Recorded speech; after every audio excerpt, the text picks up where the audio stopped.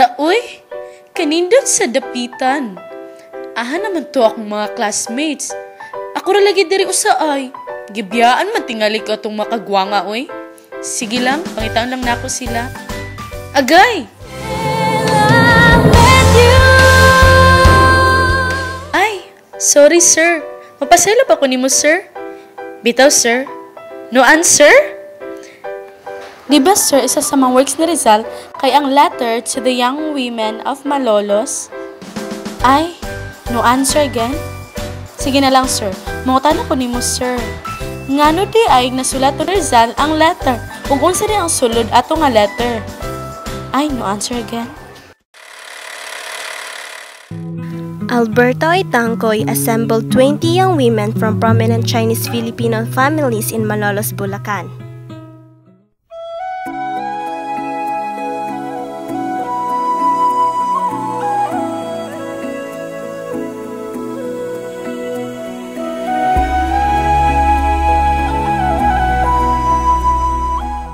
Then, a new Governor General Weyler, arrived in the Philippines with a mission to spread the Spanish language. Governor General Weyler then visited Malolos.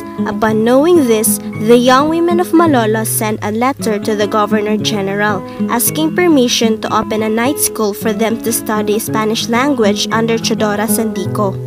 But Father Felipe Garcia rejected the request because it is a threat that may cause emergence of ideas from the Indios. With this, the petition of the women was rejected by the Governor General. However, the young women bravely continued their agitation of the school, in which they finally succeeded on obtaining the government's approval with the following conditions. 1. The women will be the ones to fund the school. 2. Señorita Guadalupe Reyes will be the teacher instead of Chodora Sandico. 3. The classes will be held in the day and not at night. This incident caused a great stir in the Philippines and eventually reached the faraway Spain. The women's daring action, which defied the authority of the town's Augustinian friar curate, lauded reformists. These include Marcelo H. del Pilar and then Jose Rizal. On February 17, 1889, in Barcelona, Del Pilar wrote a letter to Rizal, requesting him to send a letter in Tagalog to the brave women of Malolos. Greatly impressed with the young women, and upon Del Pilar's request, Rizal wrote a letter acknowledging the young women's bravery while he's in London. The letter was sent to Del Pilar on February 22, 1889 for transmittal to Malolos.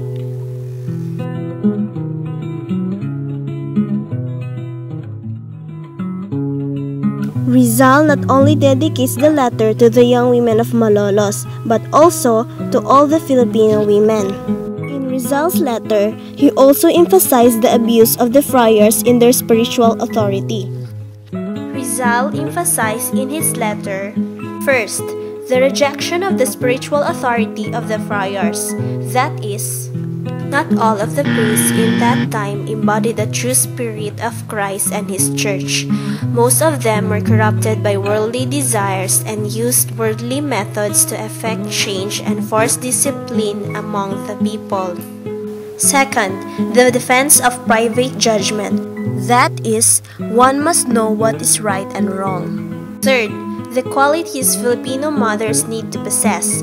The mother are the one who is responsible for the well-being of their children. As the saying goes, a fruit would grow the same of its tree. Fourth, the duties and responsibilities of Filipino mothers to their children, to awaken and prepare the will of the children towards all that is honorable, that is, honesty in act and deed, love for the fellow man, and respect for God. Fifth, the duties and responsibilities of a wife to her husband, that is, Rizal states that as a wife, a Filipino woman should be submissive, tender, and loving. 6. A counsel to young women on their choice of a lifetime partner. Unmarried women should not easily be taken by appearances and looks, as these can be very deceiving. Instead, they should take heed of men's character and lofty ideas. Rizal further adds that a woman should look for a man that is noble and honored name, a manly heart, a high spirit incapable of being satisfied with engendering slaves. To the women of Malolos centers around 5 salient points. First, Filipino mothers should teach their children love of God, country, and fellow men.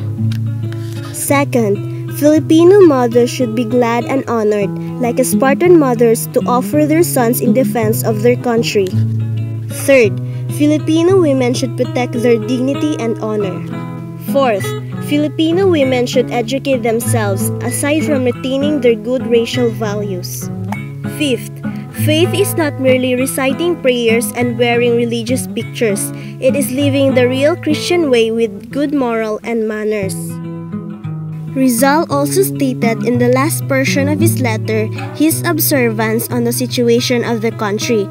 These points were not only a mere observance but are also a set of teachings for the Filipinos. That the tyranny of some is possible only through cowardice and negligence on the part of others.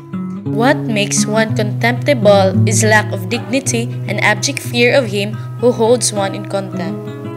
Ignorance is servitude, because as a man thinks, so he is. Kung gusto ng isang taong maging malaya, dapat tulungan rin niya ang iba maging malaya. Kung isa ang layunin ng bawat isa, madali nilang maabot ang kanilang mithiin sa pamamagitan ng pagtutulungan. Kung ang isang babae ay magpapatuloy sa kanyang mga maling gawain, magiging hudyat ito ng pati ang kanyang asawa, anak at bayan ay magiging ignorante. All men are born equal, naked without bonds. Consider well what kind of religion they are teaching you. Let us therefore reflect. Let us consider our situation and see how we stand. May these poorly written lines aid you in your good purpose and help you to pursue the plan you have initiated. May your profit be greater than the capital invested.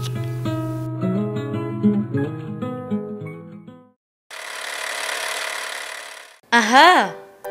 Sabi nga ni Rizal, let us therefore reflect, let us consider our situation, and see how we stand. Sir, nakabantay ko ba? Kalukalag lagi ni mo si Rizal. Hala! Answer again? Ay, kugin na! Hala! Na-incarnate si Rizal? Oh my gosh! Takbo! Gihangak na jud ko. Gihangak na jud ko. Hangak na gyud. Ay, girls! Nariday mo di ha? Ganina na ko nangita ninyo. Si Rizal, na-incarnate si Rizal. My gosh, nakakaloka. Takbo na, girls! Takbo! Takbo, run!